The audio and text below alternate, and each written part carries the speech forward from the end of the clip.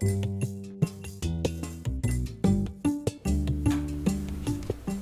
come here with some idea. Now you're trying to get rid of all the stuff you were doing today in your minds. And I'm trying to help you do that, but also to get what you're looking for. I wonder, Please. starting to understand how our biases affect what we do every day. That's a great one. Got another one? I'm wondering, do we have a problem to fix? Do we have a problem? It's down at the bottom of the yellow. Don't start recording. Thank you, excellent. Please. A way to see things from someone else's perspective. He's good now, he's got his. A way to see things. Okay, thank you. Sorry. That's a great one. How do we know it's really bias at work? You know, how do we know it's just not an experience or something else? How do we know if we have a bias at work or? Yeah, if we actually, if it's really a bias or it's something else.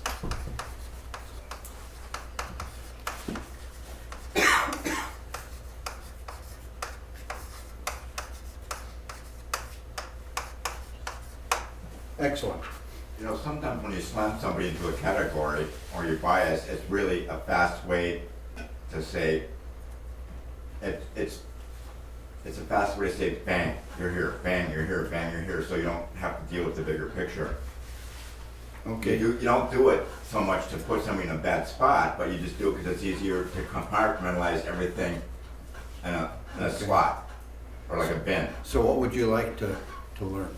Or what are you seeking in that? Well, I suppose, how to put somebody in how to categorize somebody correctly so you don't have to do it, in other words, if you do it quickly, sometimes you slam somebody in the wrong box. Category correctly. Nice. Thank you, excellent. Got room for a couple more. Help realize that you are unintentionally creating a stereotype or bias.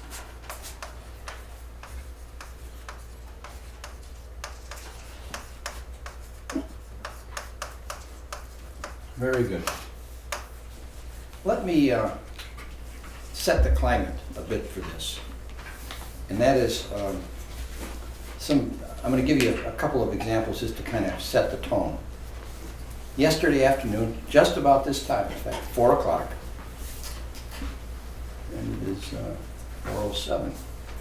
I'm sitting in the office with some folks from Appleton, the president of the university and one of his associates.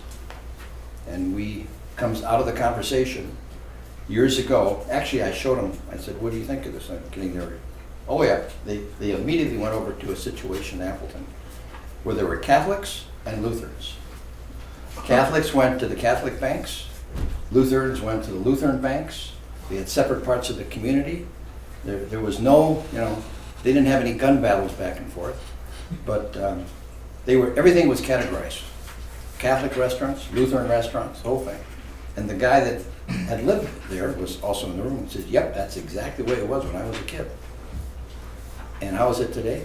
It's completely, it doesn't exist. Mine. Lynched for looking at a white woman. That's where it was, maybe 50 or 100 years ago, 70 years ago, something like that. Well documented, part of a movie.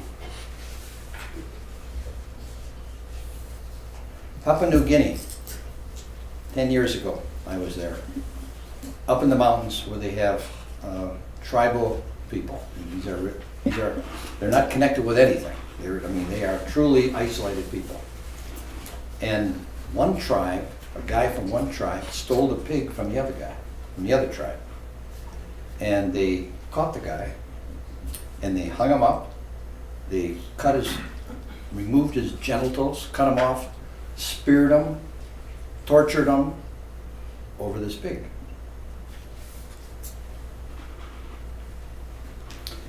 We have a retired gentleman in our company who had a daughter who qualified, who was accepted at all 3 military academies. I never heard of that before. That's how talented. You've got to have grades, you've got to have leadership, you've got to have leadership in all these different areas of society. I mean, it's just unbelievable what you require. And she told her dad that she didn't want to go to the academies. He said, what? I can't afford college.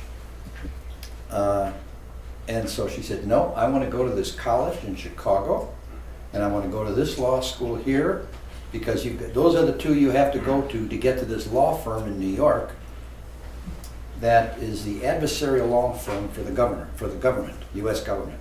There's 2 firms, I never heard of this before. They each have 30,000 attorneys, supposedly. Seems like an awful lot of attorneys, worldwide. One takes the bad side, they're the bad guys, and the other is the good guys. And she wants to go to work for the bad guys. And she ends up there. Okay, she goes through all these hoops, and she's an urban part of our community. She goes there, and she's really doing great things. And it's time to become a partner. I mean, this is an 80-hour-a-week job. It's just a sweatshop. That's how these professional firms are at a world level.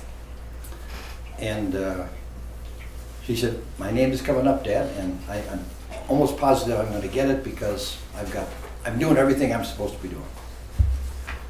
And she's got the judgment and the maturity and the logic to do all this stuff, obviously. She gets passed over. The reason she got passed over is, for the most part, the partner that she lost against, who got the partnership, was Jewish. Now, many years ago, if you wanted to be in the accounting business, you wanted to be in a legal business, you couldn't get in firms if you were Jewish. So this is kind of reverse. Our daughter came into the commercial real estate business, all guys at the time. Everybody were males. And they really ran around in circles. They gave her a mighty hard time. And so later on, and I discovered this when she said, well, why are you doing business with this lady? Well, Dad, if I can possibly do it, I do business with women. Attorneys, accountants, everybody. Because here's what I experienced, and I'm just trying to help out the next lady. Years ago, maybe 20 years ago, we had a subject in our company of Jesus versus Christ. And if you go, and we went through a process, and what we discovered was this. If you're in some countries in the world, and you say Christ, you're going to get your head chopped off or thrown in jail. If you say Jesus, they say, we've heard of this guy, we'd like to know more about him. That's the difference.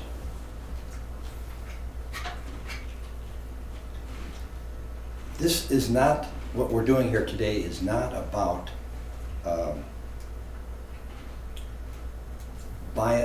creating a bias or helping somebody along or helping out some poor person, or it's nothing about reducing standards, accountability. Don't enter that in at all. This is about a more effective organization and richer lives that you can lead. And all of you will likely leave this room with elements and stories and insights that will create a screen for you that will last the rest of your life. When you look at something, you remember this story. You look at this, you remember that story. And it's going to cause you to filter things in a different way. And that's the hopes of this program. So with that, talking about effective organizations, we have 2 compatriots here. And we're going to start with Rick, and he's going to talk about what he discovered in this whole area of diversity. So Dick had asked me to come in. Dick and I have talked about this at some point in time, and asked me to come and talk about what I had shared with him. And I guess I have a unique experience, maybe not unique. I'm lucky to have the experience I had that I didn't realize I was getting this experience until I look back. I worked at a different employer before I came here. It's Rockwell. I think many of you may know that. And I started there in 1990, January 8th, 1990. Rockwell, for those that may not know, was started in a house on 2nd and National. Just like a south side house you can imagine, that's where it was started. And from there, they built that building that is now there, 1 million plus square feet. It was started in turn of the century, 1903. And they drew their workforce from the neighborhood. The neighborhood was largely German, Italian, and Polish. So it started in 1903. I started there in 1990, some 87 years later. And I remember walking around that building on my orientation day, being walked around by somebody, and still all a white business, essentially. And it was stark to me that as I walked around, the unskilled work, it was the large machine operators, as far as the work that went on, unskilled work, largely female. Skilled trades that they had inside the building, they had electricians, plumbers, etc. I think 100% male. And both of those categories, white. Walk through the office space, and very similar. The clerical jobs, female, management roles, male, again, white. So, you know, an environment from the neighborhood, so to speak. But this is a company at the time was a couple $2 billion. Their marketplace was largely North America. They built products, push buttons, contactor starters to the NEMA standard, which is a North American standard, electromechanical devices, and that's basically where their market was. Round about mid-1990s to late 1990s, the company made a concerted effort to be more diverse in their employment. And they started having some, you know, when we went and looked for employees, it was to have a diverse slate of candidates, not just people that looked and smelled and tasted like yourself, but a diverse slate of candidates. Also, the company went and put in certain positions different people, female, minorities, and the effort was to change the culture of the company. You can imagine, and this is me looking back now, having that homogeneous kind of workforce that I described was comfortable for everybody. Their marketplace was, although it was North America, kind of small when you think about the opportunities that they had across the world. So their thinking was kind of homogeneous. So now you bring in significant changes in the way we go about, the way they went about hiring, and they brought in some significant positions, minorities and female. And one in particular was a man came into the vice president of HR, African American, and started shaking up the world inside that company. Expecting different things. The company was fairly siloed. So if you were a manufacturing, you had this. If you were in accounting, you had this. If you had, you know, and the leaders of those groups were kind of seen as the patriarchs of those areas. By the way, this company was very paternalistic, meaning you started there, you started when you were 18, and you worked your career and you retired. And most people retired at age 57 out of the unskilled workforce. Very paternalistic. Start there, you live there, you leave there. So now in comes this new HR person and starts shaking up the place quietly. One of his sayings was, "It's okay for us to get into each other's stuff." So about the silos. As time went on, what came of it? A lot of uncomfort. And when this person first started, the HR vice president, I didn't particularly care for him. As I look back now and see what he started in the company, it's kind of amazing what he kind of got rolling in that company. Get into each other's stuff and treat people with dignity and respect. Kind of one of the, you can almost put those as kind of tenets of servant leadership a little bit, right? He didn't call it that, but they're clearly kind of things of servant leadership. So longer term, I was there, I left there 2004. This kind of started in the mid to late 90s. What did I see in the transition while I was there still? I saw the company broaden.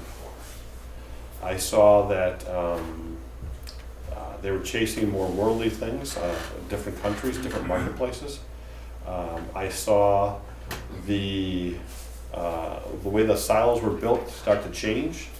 I saw different ideas, and that's the big thing. Different ideas start coming into the organization.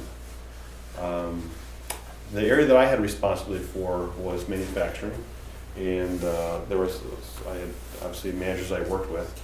And here's an example of change that would not have happened, I don't think, prior to 1960, 1970. I'm going to step back. When I think of the management style of that company prior to this change, in my mind, I think it's like 1960s management, right? The manager was the big, strong person who knew everything, and the workers were a pair of hands to just do the work. You know, that very, very different than what we think of today in the workforce.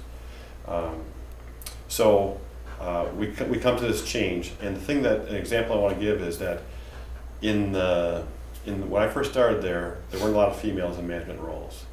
And if I think back, and this is just me just thinking back, I'm thinking in the 60s and 70s, probably no such thing. So mid-1990s, in the group that I was with, there were 2 female managers in the group that I was. They both became pregnant about the same time, went on maternity leave, came back, and had talked to each other. And first of all, so they were managers, female managers, which was kind of a departure. And then they came back and they said they really don't want to work.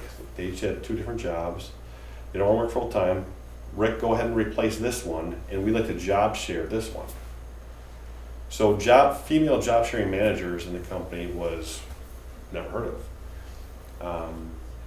I had to take that one to this individual, this vice president of HR I was telling you about, and he wasn't even fully on board with it. We went forward with it anyways. And I got to tell you, the experience I had with that was those 2 females, the agreement was that they shared the week. The agreement that I had with them was if I talk to one, it's like I'm talking to both. The monkey's not on my back for that communication to get to both of you, and you guys have to handle that. They did that remarkably well.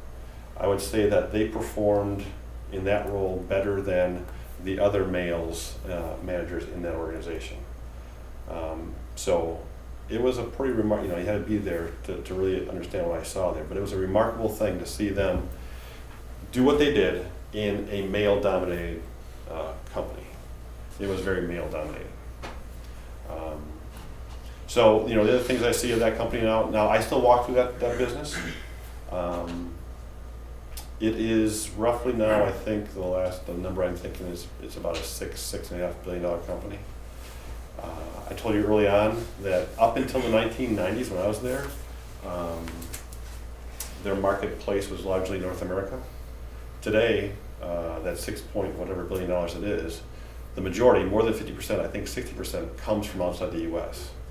So in a relatively short period of time, 15 plus years, they changed their marketplace pretty dramatically. And I think, had they not done that diversification that they tried to go after and do, they wouldn't have got to where they are today. I walk through it today, and I still see a few people that I know, but it is a very different landscape of diversity in that company than it was in 1990 when I started there. And I have to believe a big part of that success is because they have such a diverse workforce. When I think about, I'm going to go off that example now here, just talk more philosophically. When I think about, do we have a problem or an opportunity? It's the opportunity I think that our company has. Look around our company, look in this room, 2002, I see white males. When I get the leadership group together, I'm sorry, Scott. When I get the leadership group together, I see in our group essentially white middle-aged males is what we have for leadership in this company. Will that give us different thinking? If I just gave the example of what I think helped that company change, are we set up for that? No, I don't think we're going to be doing 60% of our business outside the US in 15 years. But if you buy that story that diversity helped change, are we set up properly for change? Or do we have an opportunity if we start thinking differently? I think we have an opportunity. I think it's fairly significant. Excellent.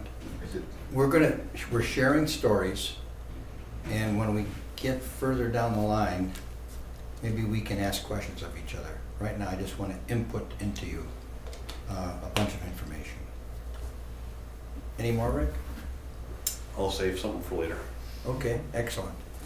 Scott? All right, thanks, Dick.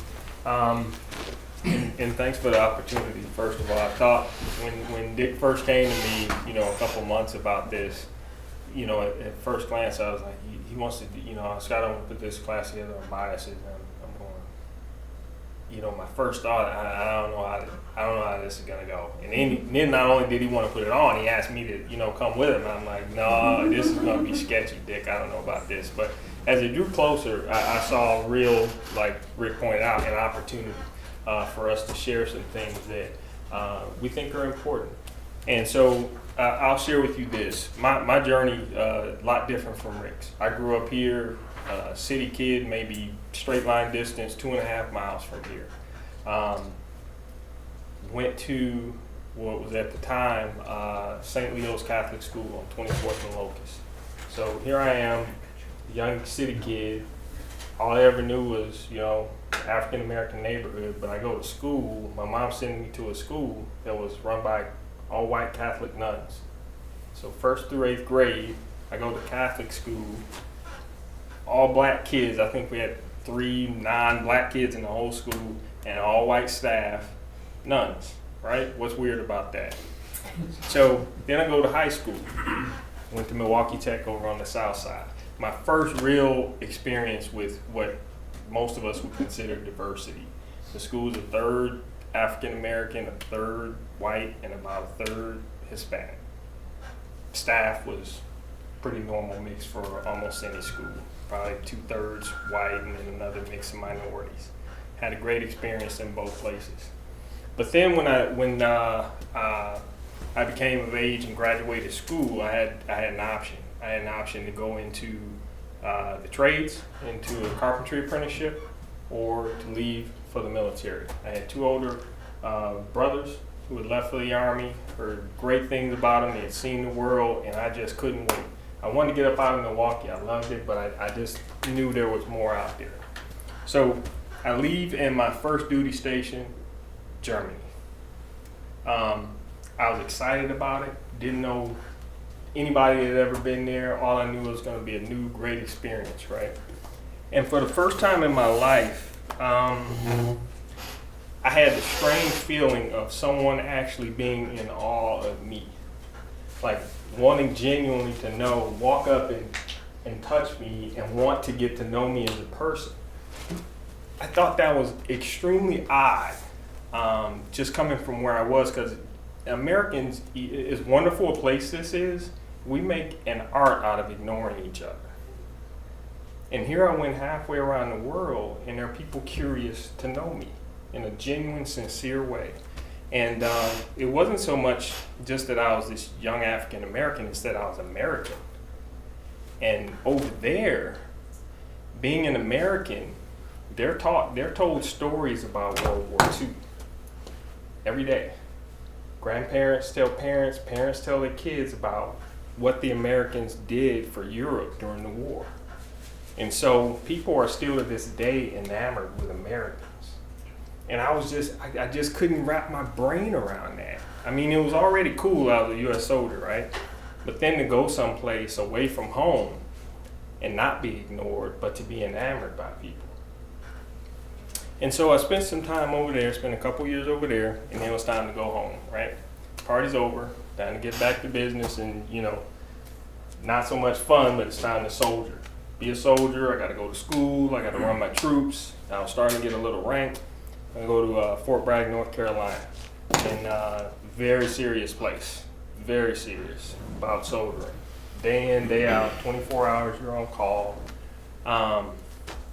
And one of the things I took away from that experience, this was my first time supervising.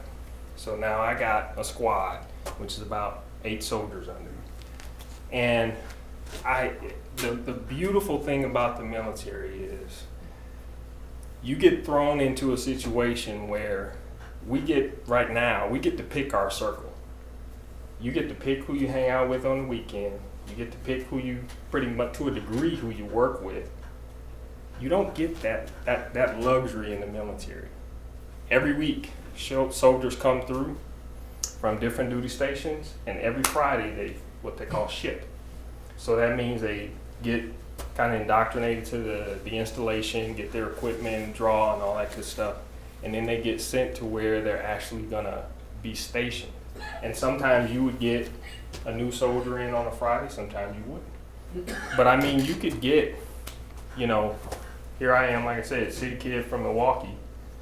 I could get a kid from Kentucky into my squad that day that I'm the first black person he's ever spent any time with, or the first whatever. And while on the surface that might sound, you know, shocking to most people, I found it over time to be really intriguing, because you're forced into a situation where you have to get to know each other. Your very survival depends on it. You don't have that option to say, well, I don't want to deal with you, I don't want to spend time with you. If something happens to him or her on the weekend while they're out partying with their friends, guess who gets a phone call? Sergeant Cross. Go get him out of whatever trouble he's in. Whether I like him or not, on Monday, I'm going to be standing next to him and being held accountable. So it kind of forces you to challenge your own beliefs every single day about what you like, what you don't like, who you don't like. And over time, I believe it helped me grow in ways that I probably wouldn't have experienced had I not gone there. And I'm really appreciative for that. So I could go on and on and on. I'll try to save some more for later. Hope that helps, Dick. Excellent, thank you. Mm-hmm. I'll give you some, I'm going to select some things from different areas than what we've just talked about. I'm going to go back in my childhood. I had a grandmother who told me that if you were Catholic, you couldn't possibly be Christian. She was just a lovely, loving, glowing. And 2 generations before, not her generation, but her parents' generation, were raised in a Catholic orphanage. And the nuns were kind of overly strict.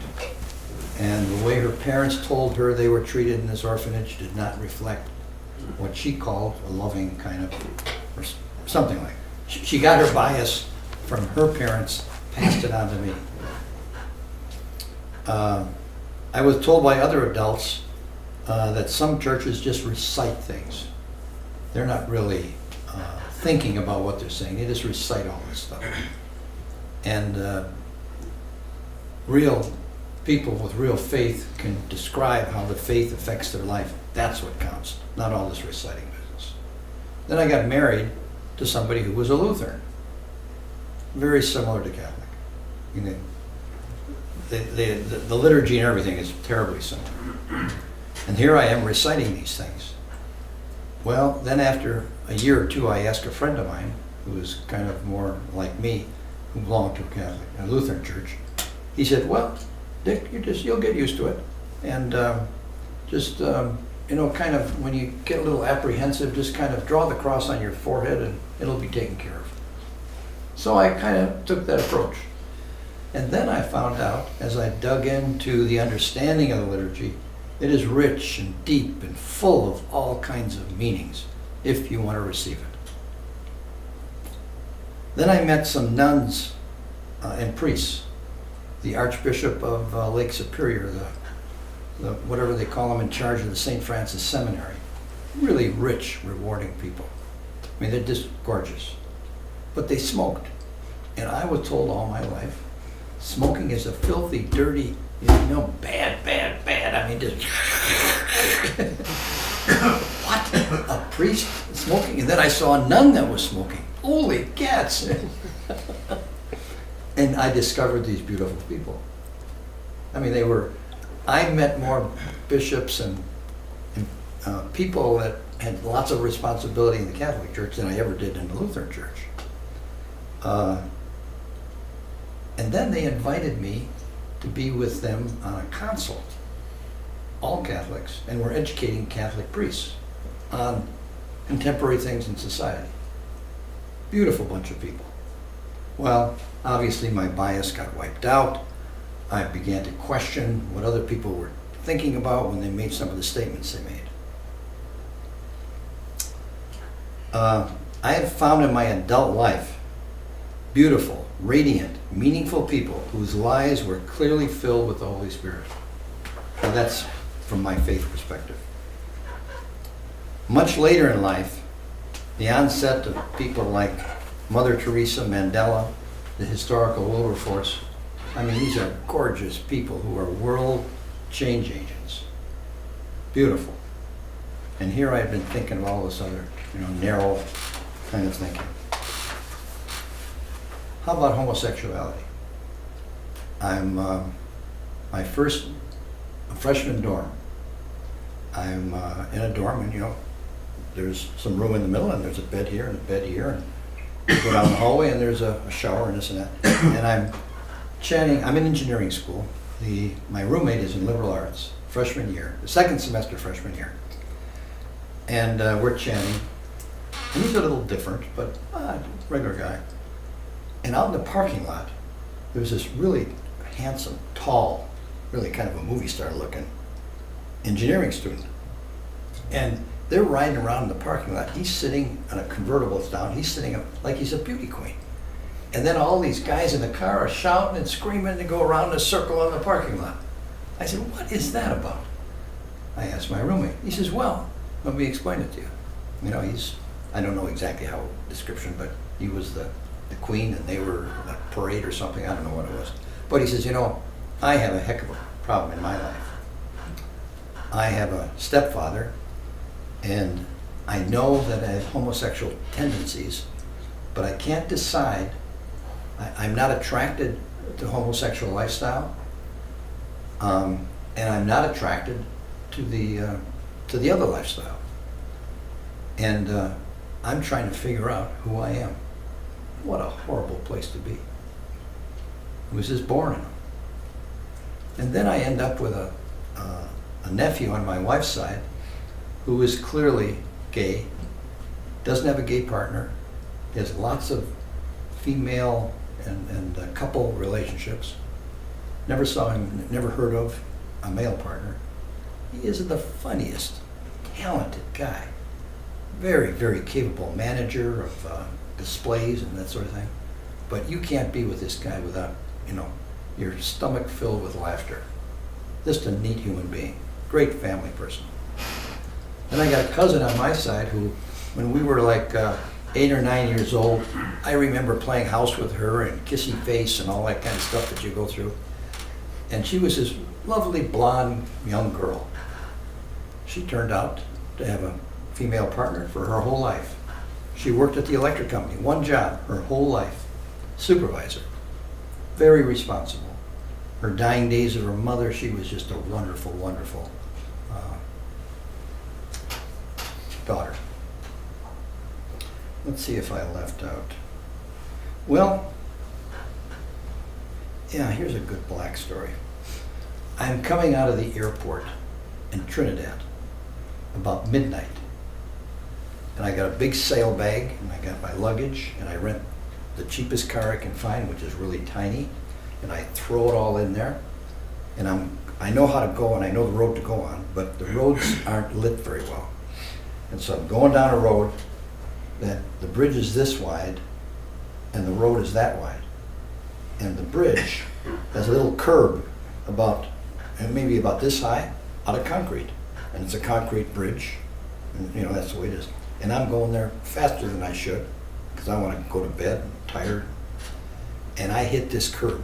Bang, bang, boom. I got 2 flat tires and 2 rims that are ruined. And I'm right in the part of town that everybody says you shouldn't go through in the daytime. And I come to a rolling stop, and I get out and I look, and holy cow. And all of a sudden around me are all these black people. I mean, there was 50 of them, at least.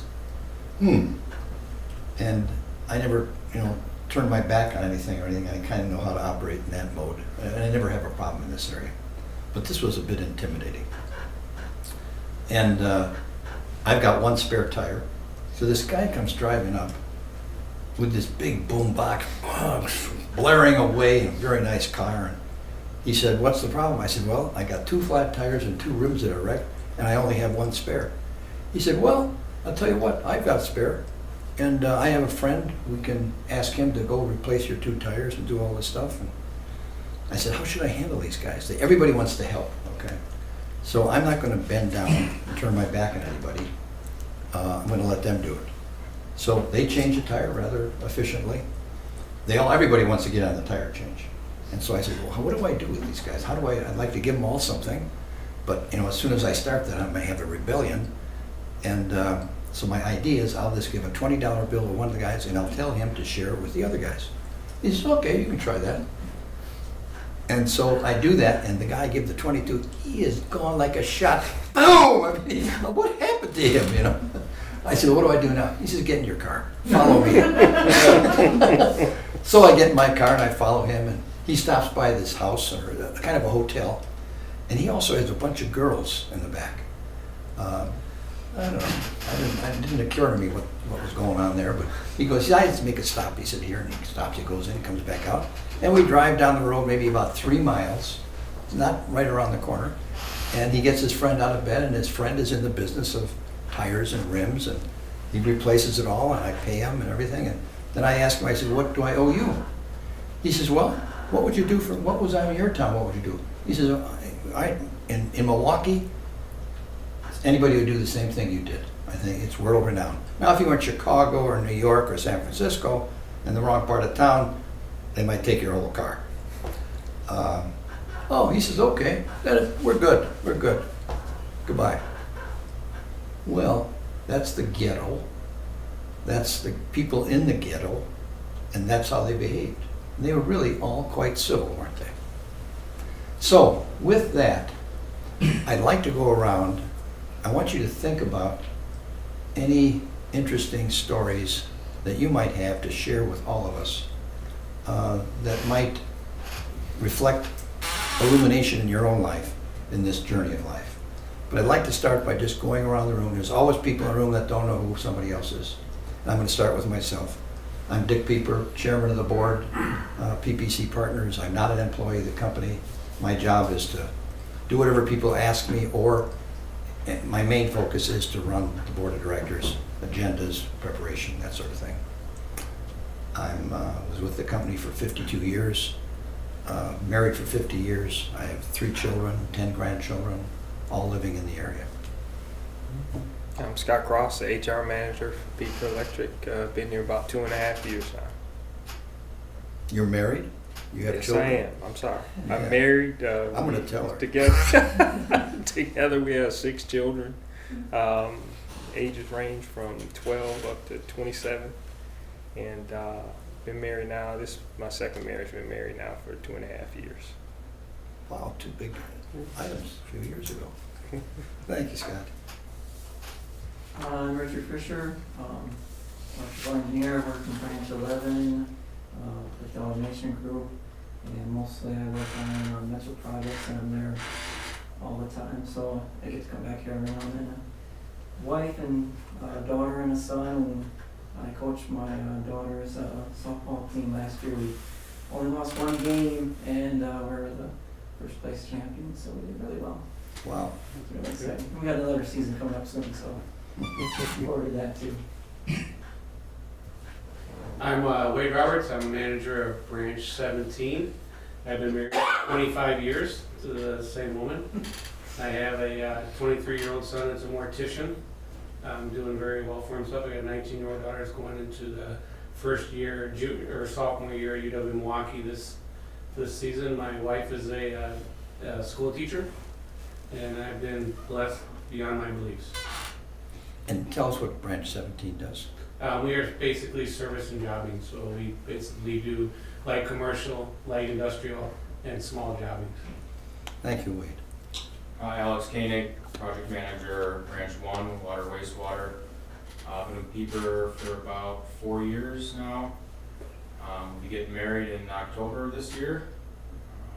Congratulations. Thanks. And Claire works for the Department of Public Health and Nutrition. Excellent, thank you.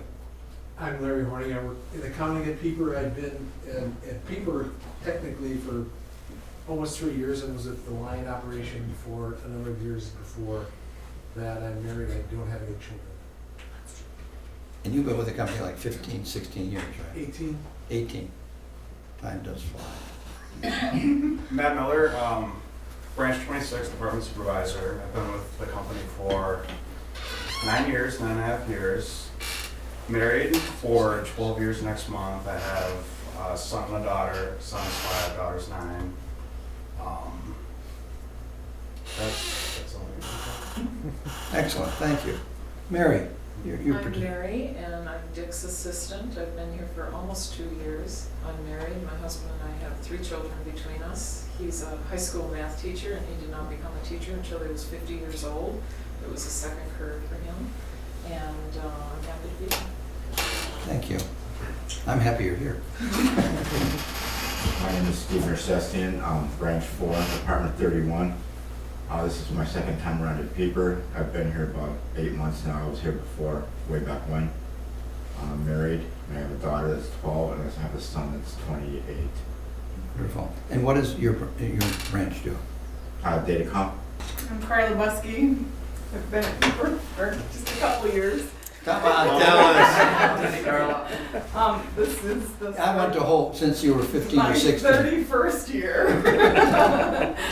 I'm married for 27 years. I have a 23-year-old son who's finishing up school at Platteville for his engineering degree. I have a senior in high school. My daughter is 18. She's going to Winona State in September. Taking after her mom, going to do some college or accounting business courses there, and hopefully get her CPA and become an accountant. That's about it. That's me. I'm Scott Reamer, estimating manager in branch 94. Carla's been here way longer No, than I think our employee numbers are only 3 apart. So. I've been here a little over 30 years myself. Married 15 years. Today, actually. Today's my anniversary. Wow. Congratulations. We'll send some rules home with you. He's ready to get over some biases before he goes. 3 daughters, and ages 9, 10, 11. And, but Excellent, thank you. I'm Patrick McKinley with Branch 95 IT. I've been married, I'll be married 17 years in May. I've been with Peeper, it'll be 3 years in June. I have a son who's 13, who's a Boy Scout, and he's a pretty good student. I have a daughter who's 10. She's a okay student, but she pours her heart into it, and she tries real hard. My daughter is from Guatemala, and she's a good girl. I tell her, speaking of biases or things like that today, I tell her that she's Irish. I mean, I wonder if I'm doing her a disservice. You might be. We haven't told an Irish story yet. Otherwise, things are going pretty well. Thank you, Patrick. Name is Jacob Miller. I'll be married 3 years coming up in September.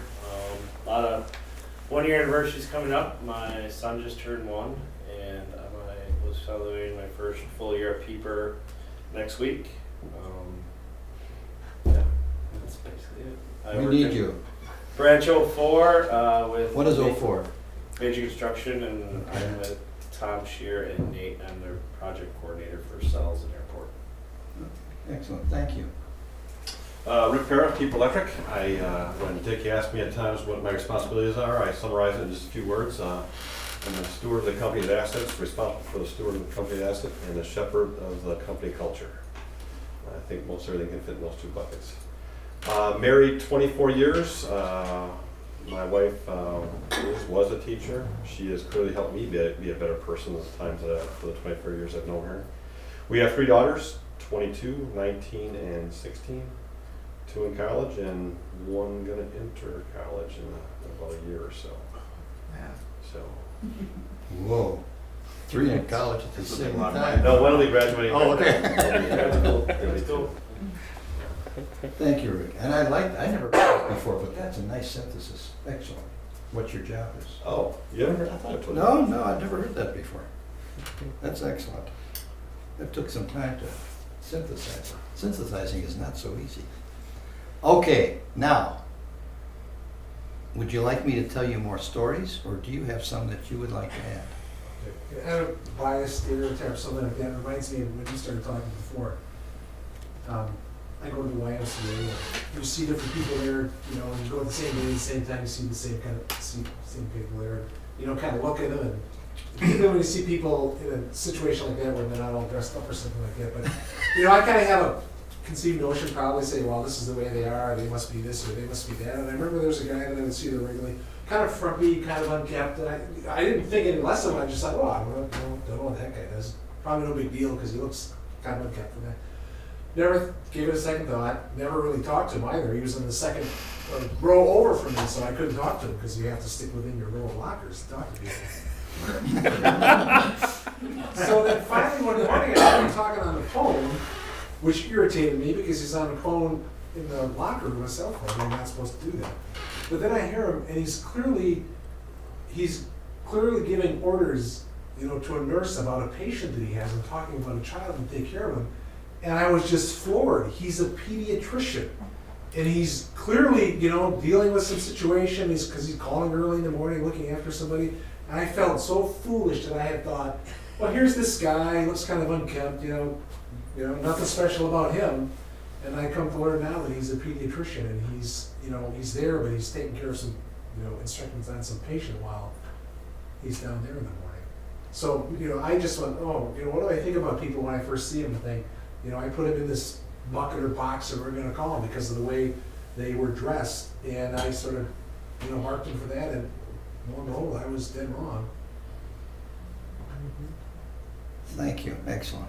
I think there's a lot of bias in the media, and I think it's perpetuates the bias notion in our society to some degree.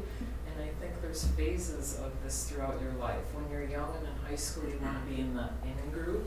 And so you can feel like people that don't look a certain way or they don't dress a certain way, that they aren't in the in group. And so you have a bias against them. But the media does this. You should look. Give us one of yours, Mary.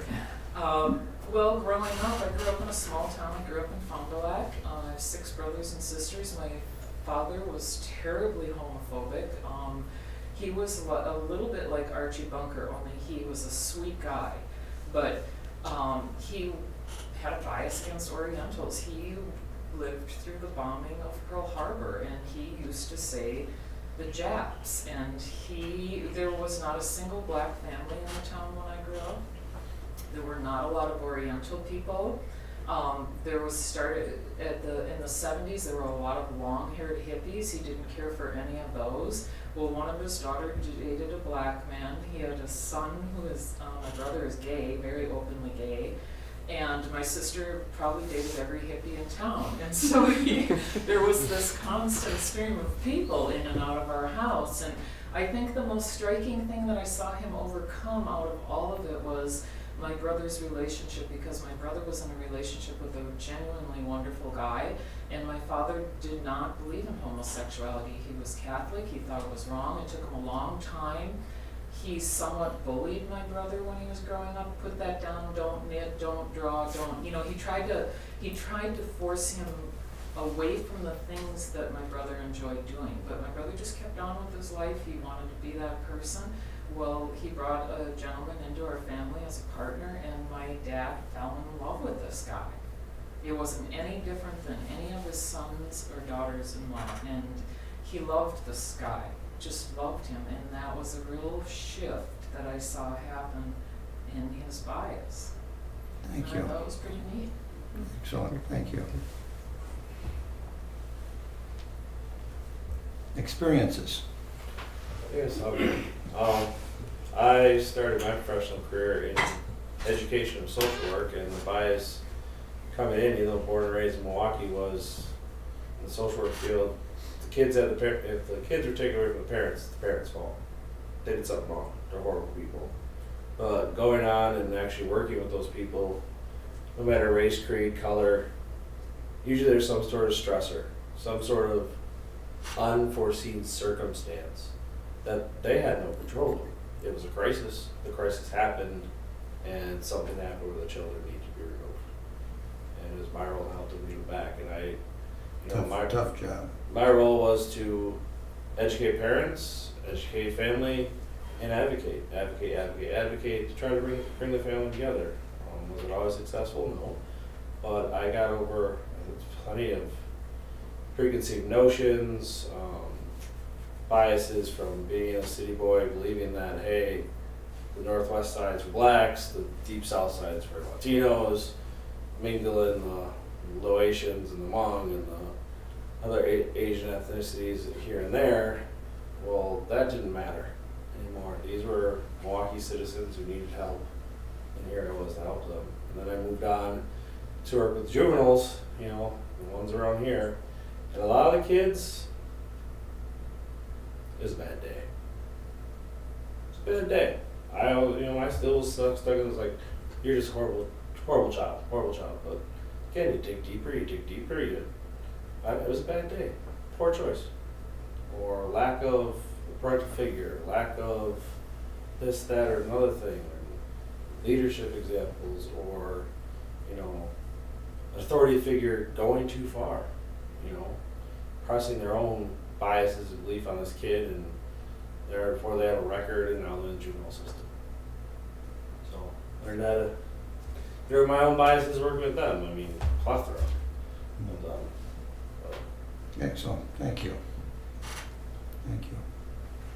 I used to work in this furniture shop. We repaired furniture. There was an upholstery shop, and there was a shop I worked in where they repaired the furniture. And the guy that ran the shop I worked in was German. And one day he was talking about it, and one of the other people working there goes, well, Frank can't really help it, he's a Polak. And that's what he said.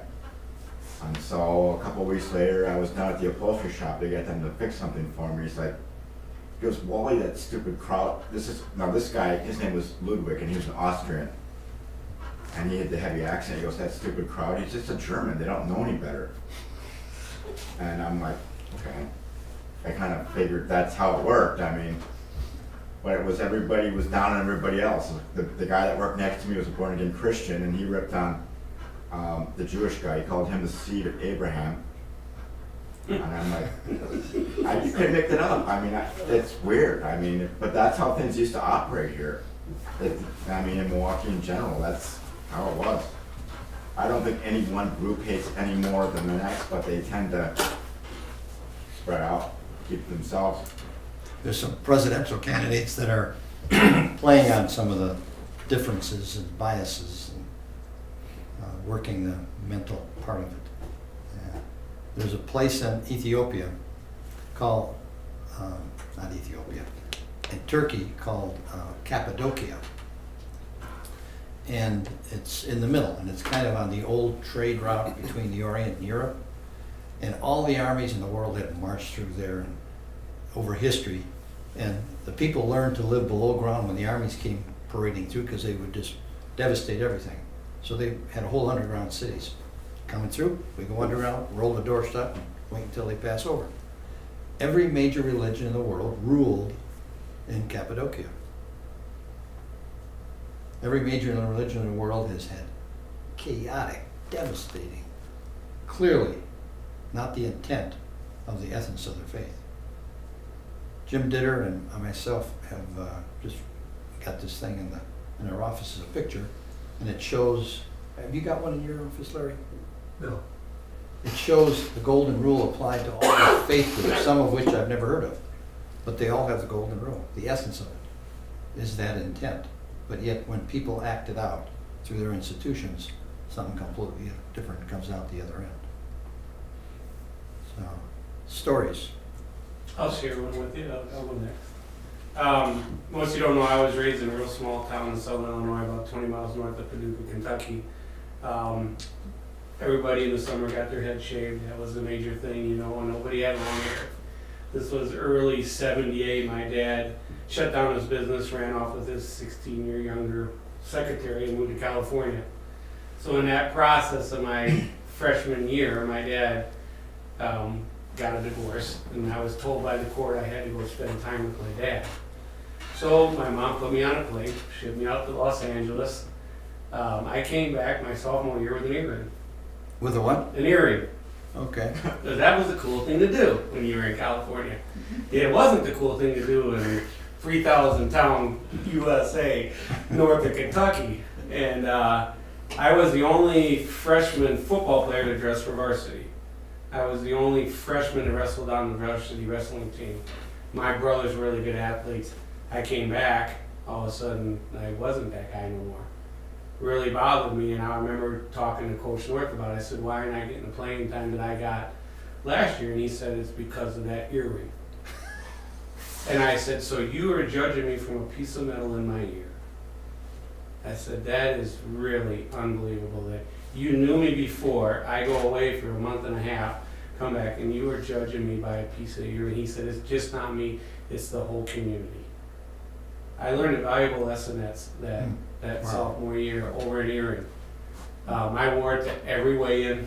I took it out for every football and every wrestling match. But I guarantee you, I wore that earring, and I would say, people, are you judging me because of this? If you're judging me because of this, you're not worth knowing. Because all this is a piece of metal in my ear. And I still can remember, you know, of course, everybody gives you a nickname. I got the nickname Wanda because my name was Wade. So everybody called me Wanda. So during football practice, when I hit them and get up, I'd say, "How was that hit from Wanda?" So I took it the other way around. When I used to get pinned, you know, the guys on the sidelines are going, "You're getting pinned by Wanda." You can't do that anymore, but I guess he's got pinned by a chick. I walk away.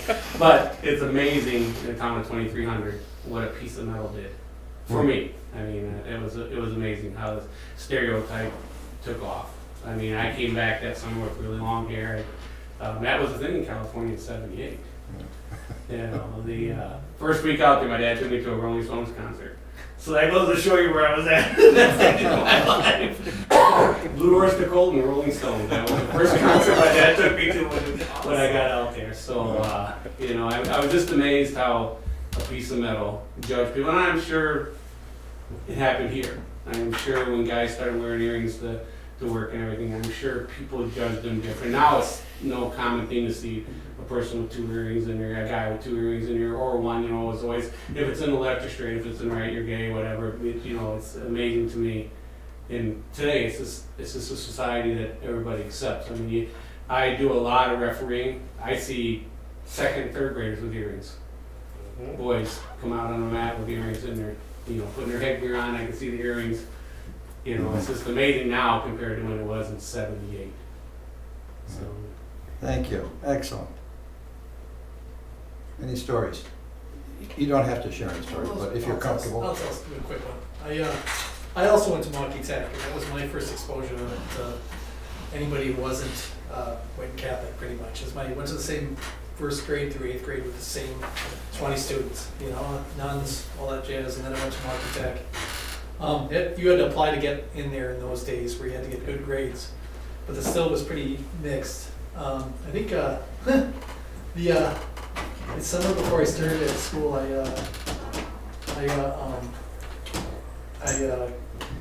got in a fight with a friend of my brother's.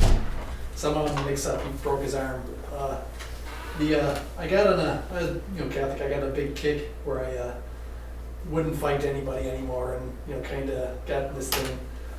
Funny story, later on his dad taught him how to box, and he made us both put on boxing gloves, and he beat the hell out of me. A different time, you know.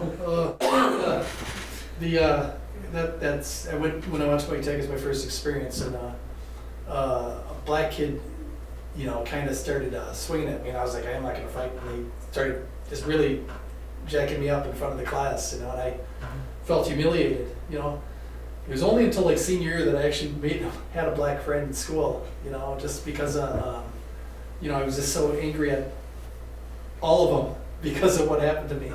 It wasn't my choice not to defend myself or anything, nothing to do with me. It was all that guy and those people. It was a different time, but you can still see that a lot of that today. And I think I have a tendency to judge everybody based on prior experiences like that and some of those things. That's all. Thank you. Excellent. Anything Aren't you else? a judo expert now or something?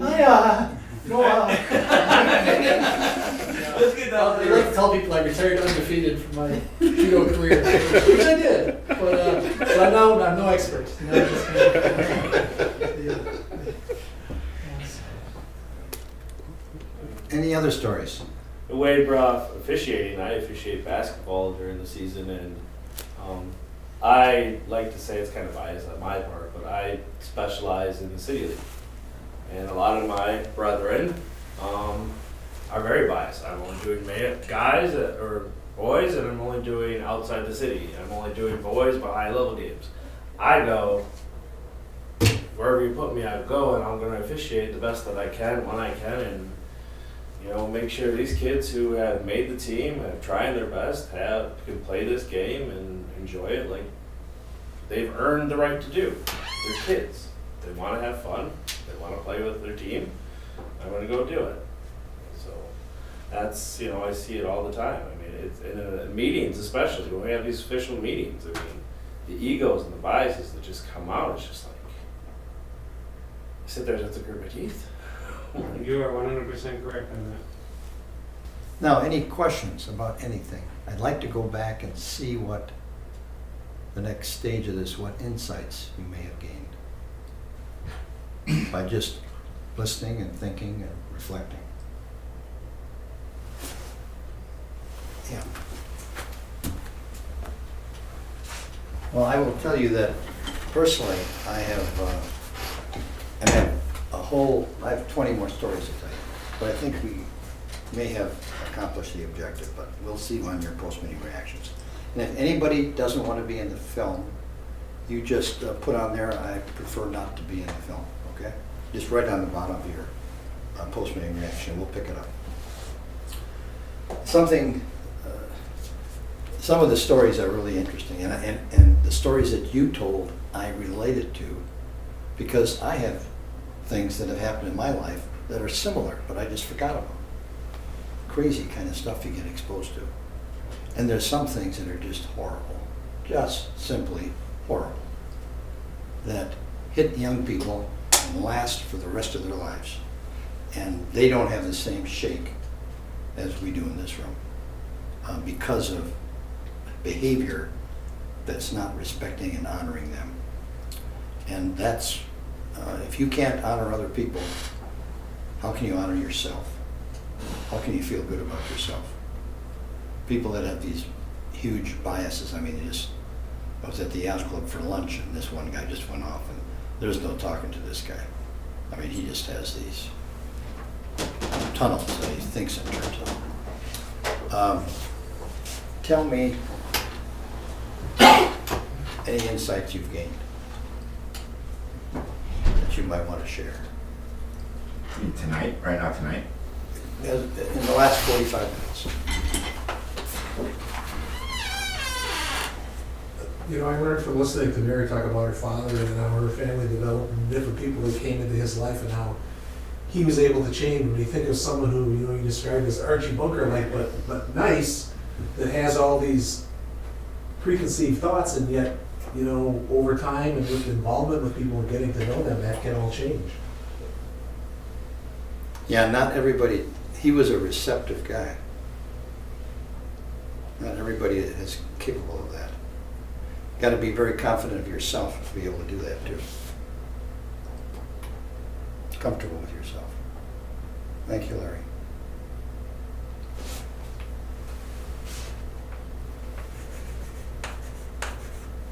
Mature person.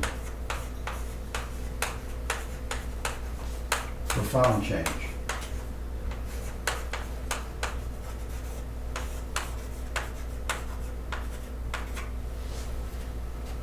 Please. It seems like there's a common theme that only through interaction with the people that we have the biases about do we really kind of scratch the surface on getting around them. Yeah, that's a very good one. Very insightful. You go the other way too, where one experience can give you the wrong idea about a certain person or group of people. Excellent, thank you. Trying not to judge a book by its cover. I mean, we've heard that a lot of times. Yeah. It's pretty true, Aaron.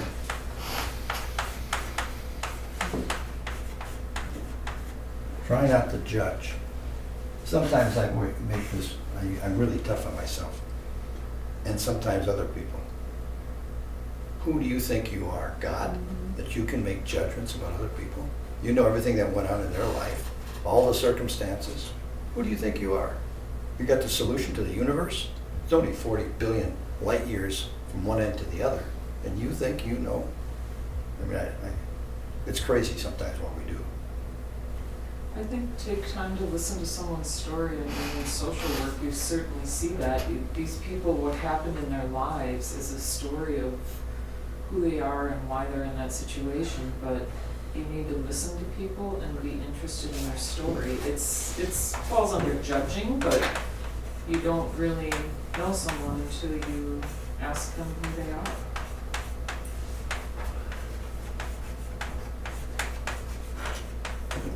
The word that's always used for that is empathy.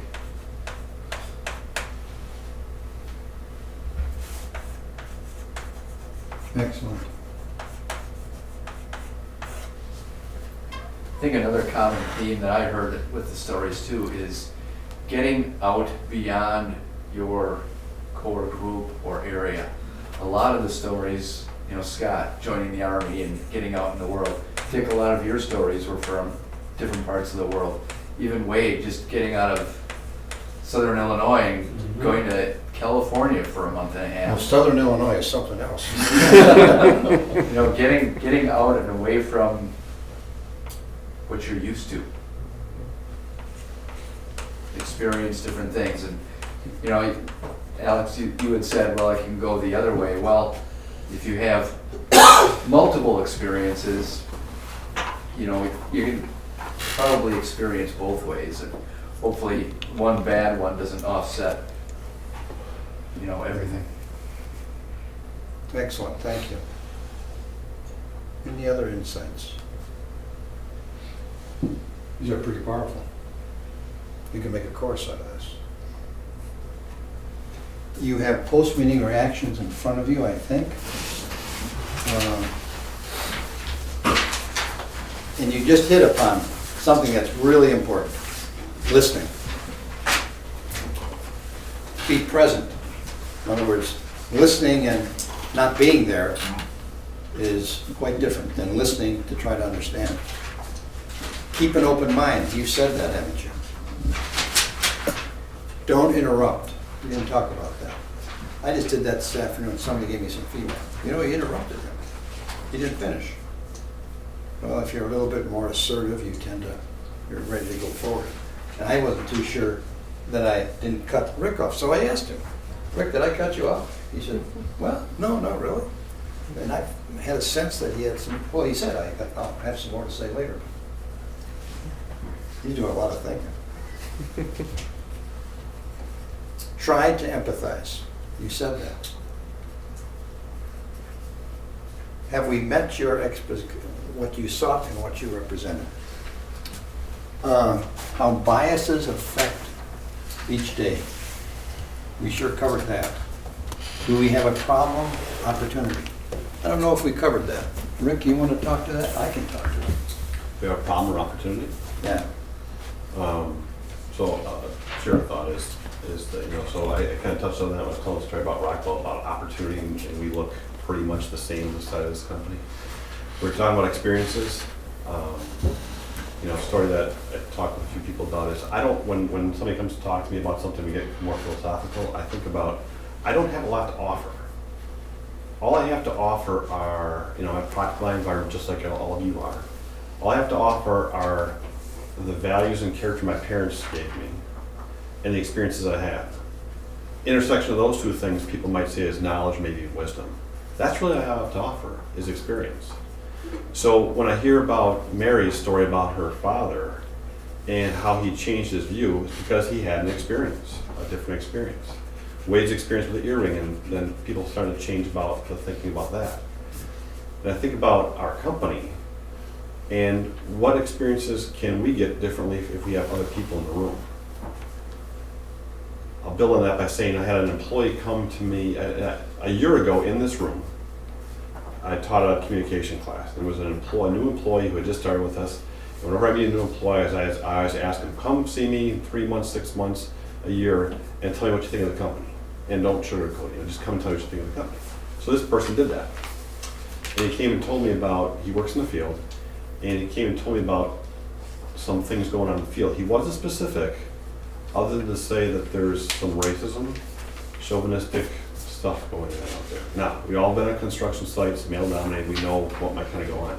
I was kind of taken back that the impression he gave me to what degree he might have seen it is still going on. It's 2016 versus what I would have envisioned, maybe 30 years ago. So that kind of surprised me. Back on the experiences thing, again, if you believe that experiences are nothing more than what you got plus your value system that you have, that's the knowledge and experience. So you think about the different people that we don't have in this company or that you haven't met or the experiences you haven't had. What can we do to bring more of that into the company? And how will that make us better with opportunities? I would tell you that I would think without a doubt we have a problem opportunity. They go together for me. We are a bunch of white males, and in 2025, more than 50% of the graduating seniors in high school in this country will be who? Non-white males. Right. And how many managers, supervisors do we have that are non-white males that are ready to receive them? That's just around the corner. It takes 5 years for apprenticeship, it takes 4 years to come out of college, another 4 or 5 years to get really good and get perfection. That's tomorrow. That is tomorrow. I'll give you another piece of information. There is a study out, a validated statistical study like universities do. And in the world of servant leadership, which is the management style that has evolved, and all the really successful companies are using tenets of servant leadership. In those kind of companies, women are better, more successful CEOs than males. So how many females do we have coming up through the ranks, coming in? Become an executive in this company, if you are a hot shot, is more than 10 years. 10 to 20 years. We say 10 for sure. So that's there probably is no other electrical contractor in the country who is having this session or has had it, okay? So you have an advantage. What you do with it is, up to the, and what you do with it determines the richness of your own lives. And I mean that. Broader, deeper, you have more to transmit to your friends, your family, people you might meet, the world you live in. So where do you want to be? All of you are in a good place, that's why you're here. Not in this company, I mean sitting in this room.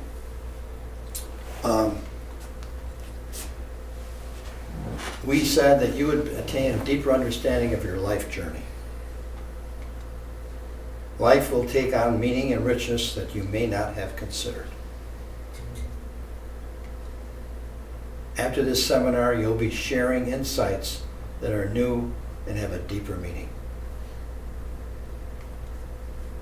You and your family will not likely look at society as you had before with these insights gained. So, to some modest degree, I think we've accomplished that, but I want you to put down that post-meeting reaction, some thoughts. Give us some deep thoughts, and then Rick and Scott can decide what they're going to do with that and what leadership will provide in the industry.